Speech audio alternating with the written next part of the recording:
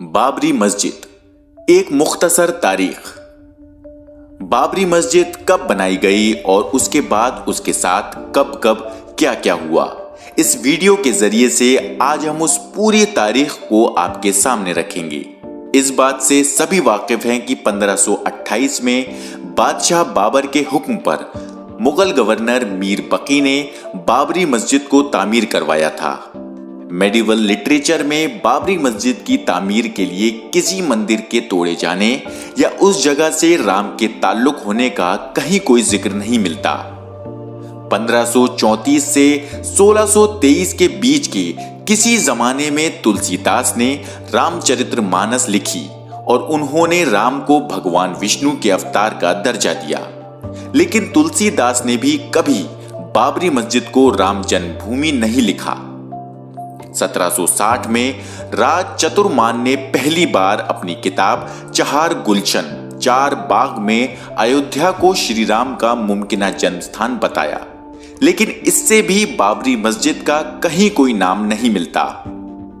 तो बाबरी मस्जिद के साथ राम जन्मभूमि को जोड़ने का काम सबसे पहले किसने किया?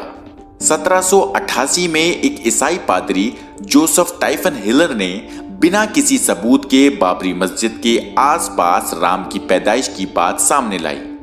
फिर 1885 में महंत रघुबर दास ने राम चबूतरे पर एक मंदिर बनाने के लिए पहली पिटीशन दाखिल की, लेकिन 1886 में फैजाबाद जिला अदालत ने पिटीशन को खारिज कर दिया।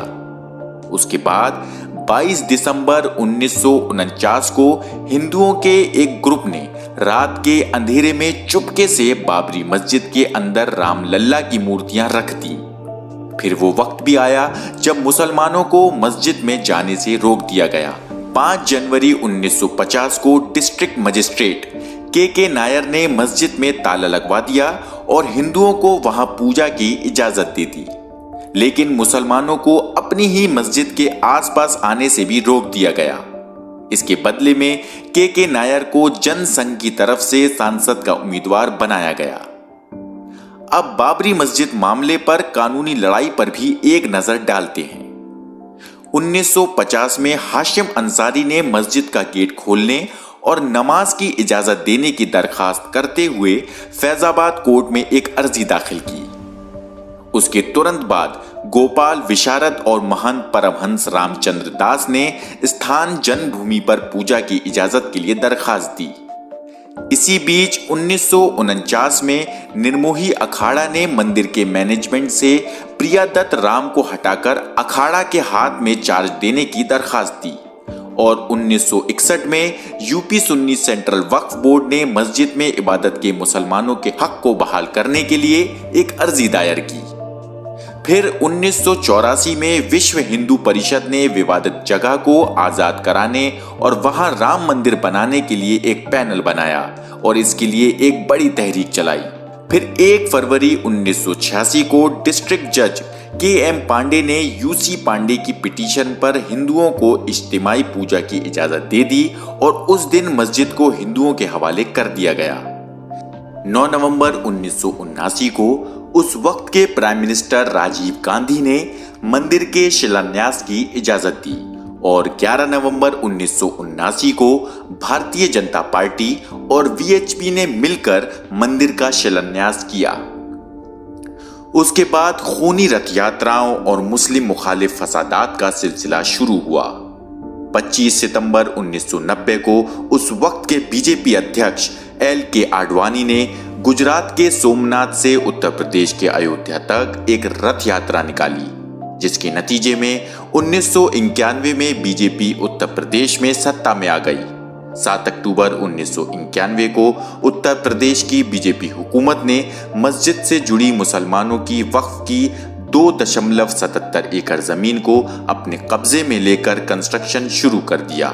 23 जुलाई 1992 को प्राइम मिनिस्टर की मुदाखलत पर यूपी के चीफ मिनिस्टर ने स्टेटस क्वो को बनाए रखने और मस्जिद की हिफाजत की यकीन दहानी कराई।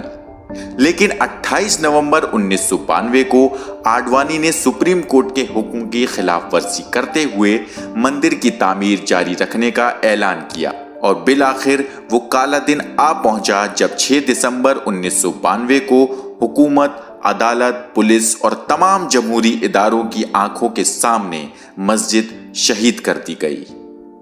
मुल्क भर से 3 लाख कार सेवक बिना किसी रोक टोक के अयोध्या पहुंच गए और देखते ही देखते मुसलमानों की तारीखी मस्जिद को तहस नहस कर दिया गया।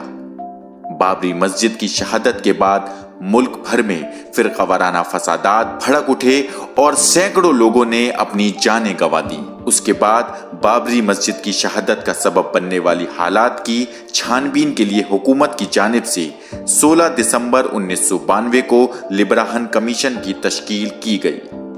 फिर अप्रैल 2002 में बाबरी मस्जिद के मालिकाना हक को तय करने के लिए इलाहाबाद हाई कोर्ट में सुनवाई शुरू की जाती है। फिर ये देखने के लिए कि बाबरी मस्जिद की जगह पर कोई मंदिर था या नहीं, archaeological survey of India Allahabad high court की हिदायत पर 12 मार्च 2003 को अयोध्या में खुदाई शुरू करता है। इधर 30 जून 2009 को लिब्राहन कमीशन 17 सालों की छानबीन के बाद पीएम मनमोहन सिंह को अपनी रिपोर्ट सौंपती है और रिपोर्ट में 68 लोगों को बाबरी मस्जिद डेमोलिशन की साजिश रचने का मुजरिम करार देती है। 30 सितंबर 2010 को इलाहाबाद हाई कोर्ट की लखनऊ बेंच बाबरी की जमीन को 3 हिस्सों में तकसीम करते हुए तीनों पार्टीज रामलल्ला, सुन्नी वक्फ बोर्ड और निर्मोही अखाड़ा को एक एक हिस्सा देने का फैसला सुनाती है। 25 मई 2017 को सीबीआई की स्पेशल कोर्ट आडवाणी और उमा भारती को साजिश केस में हाजिर होने के लिए कहती है